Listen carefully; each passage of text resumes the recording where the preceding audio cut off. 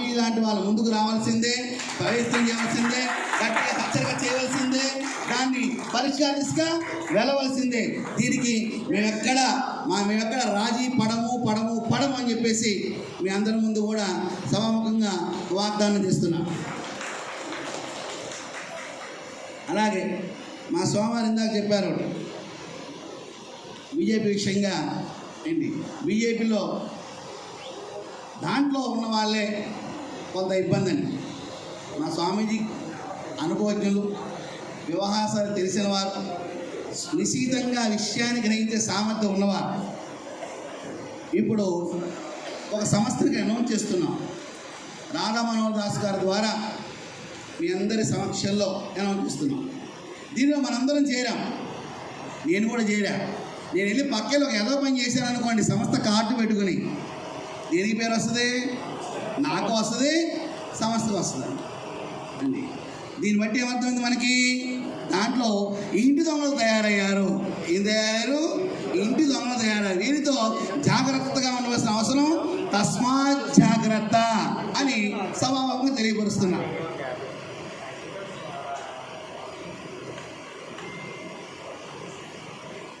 అలాగే స్వామీజీలందరూ కూడా కలిసి రాష్ట్రంలో ఉన్న అర్చక వ్యవస్థల్ని, అది చిన్న చిన్న సాంప్రదాయ భేదాలతో ఉన్న అర్చకత్వ వ్యవస్థలు ఉంటాయి కాబట్టి వాళ్ళందరినీ కూడా ఇటువంటి సమావేశం ఒకటి ఏర్పాటు చేసి, అది కూడా ఇప్పుడు అనౌన్స్ చేస్తున్న సంస్థ ద్వారా అనుకుందాం, కొత్తగా ఎందుకు ఏర్పాటు చేసి వాళ్ళ మత ప్రవర్తన తయారు చేసుకుంటున్నారండి. 2 సంవత్సరాలు 5 సంవత్సరాలు శిక్షణ ఇచ్చి మన వేల దేవాలయాల అర్చక స్వాముల మత ప్రవర్తన కోసం సిద్ధంగా ఉన్నారండి. వాళ్ళని తయారు చేసుకుంటే ఒకేసారి వేల మంది దొరుకుతారా దొరకరా?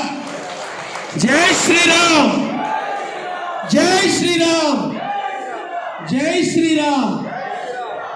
ఇది వాళ్ళలో వాళ్ళ పక్కన కూర్చోబెడితే కుదరదండి. ఎందుకంటే ఆయన అది నిలువుబట్టు, ఆయన అడ్డబట్టు. కొత్తగా ఉంది బ్రహ్మకుమారి సమాజం పుట్టాకల్లా నా భర్తను అక్కయ్య అన్నయ్య అని పిలిచేయచ్చు. దరిద్రాలన్నీ అక్కడే ఉన్నాయండి. కాబట్టి ఇటువంటి బోర్డు ఎదురవుతాయండి.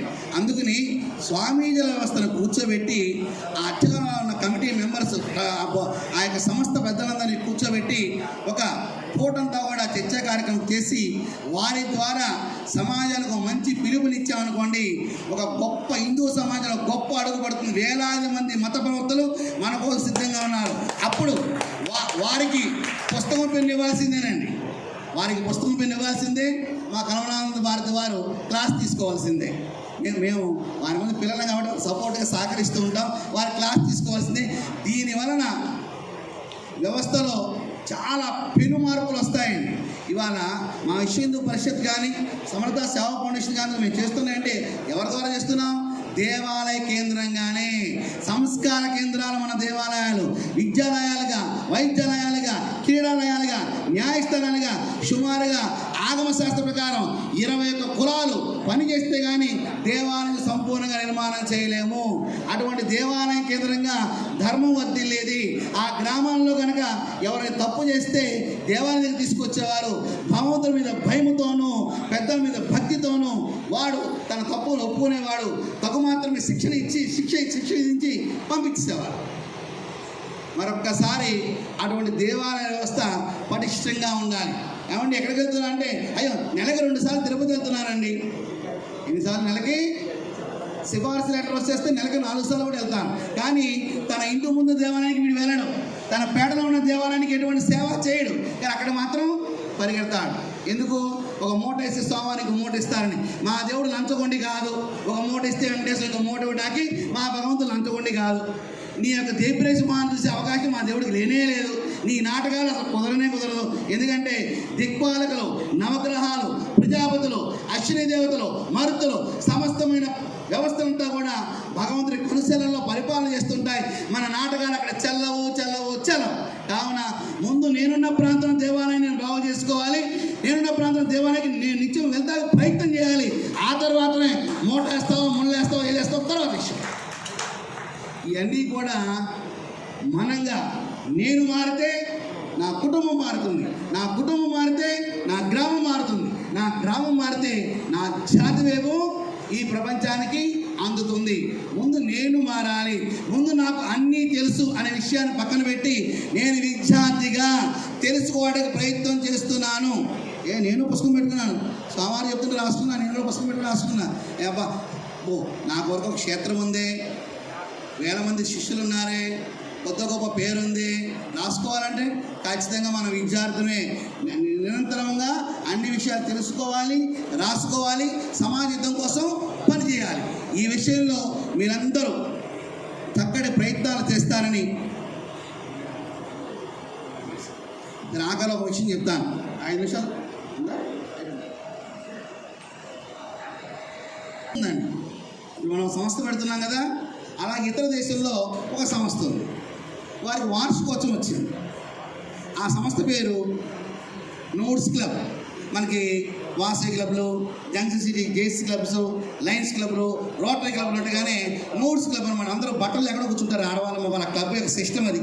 దాంట్లో అందరూ చేరారు. ఆ దేశంలో ఇది జరిగిన విషయం అండి, ఉట్టిగా చెప్పట్లా, అందరూ చేరారు క్లబ్లో. సరే, వార్షికోత్సవం చేద్దాం అనుకున్నారు. మన గురించి బాగా చెప్పే వాళ్ళు ఎవరు దొరుకుతారని ప్రపంచవ్యాప్తంగా 196 దేశాలు పరిశోధన చేశారు. చేస్తే భారతదేశంలో బాగా చెప్పేవాళ్ళు ఉన్నారని చెప్పి మొత్తానికి ఒక ఆయన పట్టుకున్నారు. నాయన, నీకు ఫ్లైట్ ఛార్జీలు ఏర్పాటు చేస్తాము, టికెట్స్ ఇస్తాము, ఒక మంచి 5 స్టార్ ఫెసిలిటీ ఇస్తాము, ఇంత దక్షిణ ఇస్తాము రావాలగానే ఆయన అబ్బా ఇప్పటివరకు సందుల్లో ముందులో చెప్పును బతికేస్తున్నాను, ఖండాంతరాలు దాటి వెళ్ళిపోయింది నా వాక్ దాటి, నేను వచ్చేస్తున్నప్పుడు నా అభయం ఇచ్చేశారు. ఇక ఆ దేశం వెళ్ళాడు, ఒక విడిది ఏర్పాటు చేశారు, అక్కడ కూర్చున్నాడు.